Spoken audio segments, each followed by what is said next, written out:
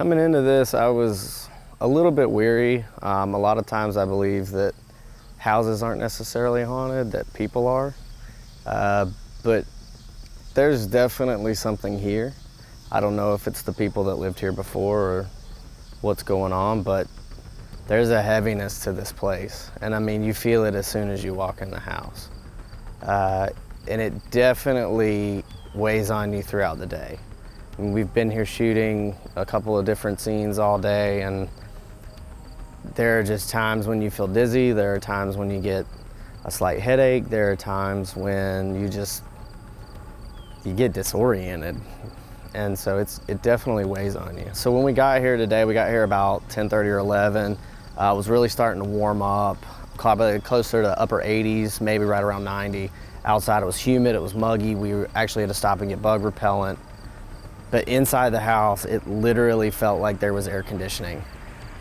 It felt as if it was very cool. The house was built in the 1890s. I doubt that the insulation is of the best quality. So if anything, it should have been twice as hot inside the house than it was. And it was probably 10 to 15 degrees cooler. Just walking throughout the house, trying to get some things set up as far as, GoPro cameras and things. The house is stripped down to the original floorboards that were here in 1890. You can definitely feel when you walk that there's some loose spots where maybe some truss have gone bad underneath, and there would definitely lead to some popping, and I was not, completely baffled by that sense. But what it did mean is that there were times when I would step on what felt like very sturdy truss underneath the house, and something would almost pop back at your foot. It was almost as if as soon as you'd step, it was somebody was punching you from underneath the house.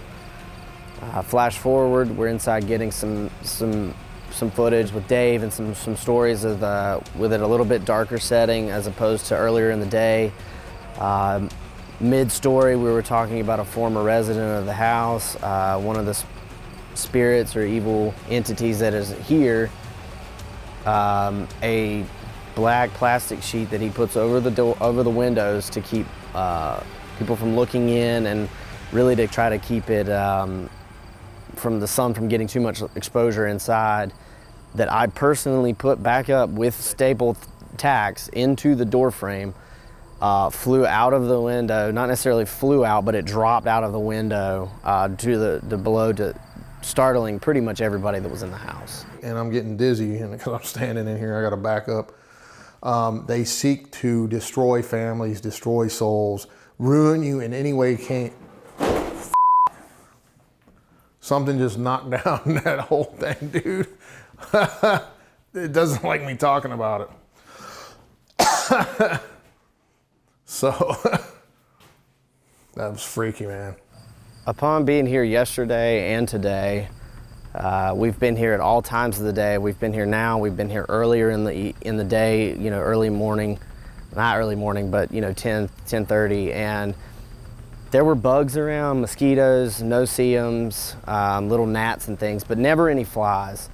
And then all of a sudden, as soon as we started shooting some footage on the outside of the house with Dave, the owner, telling stories and kind of giving us some history and background, it was like swarms of flies started, kind of latching onto certain parts of the house. Whether or not that has any specific meaning, I don't know, but it was very, very uncommon. They were not there when I walked outside now, so that's also kind of raises some suspicions for me. I know you mentioned it and you talked about it, but we're about to leave this house. What are your impressions leaving this house? I know you talked about negative entity, but just in your own words, describe what it's like being in there, knowing that so many people have died in there, and just the feeling about it. It's an uneasy feeling. Anytime you're around any kind of death, you very much get the same feeling when you go to like an old battlefield, Civil War battlefield. But here, that's not what the case is. This is a home that somebody built for a family, possibly, but it has none of that feeling. It has a feeling of something very unhomely about it. And so through the stories that Dave's told, I can imagine why people don't live here anymore.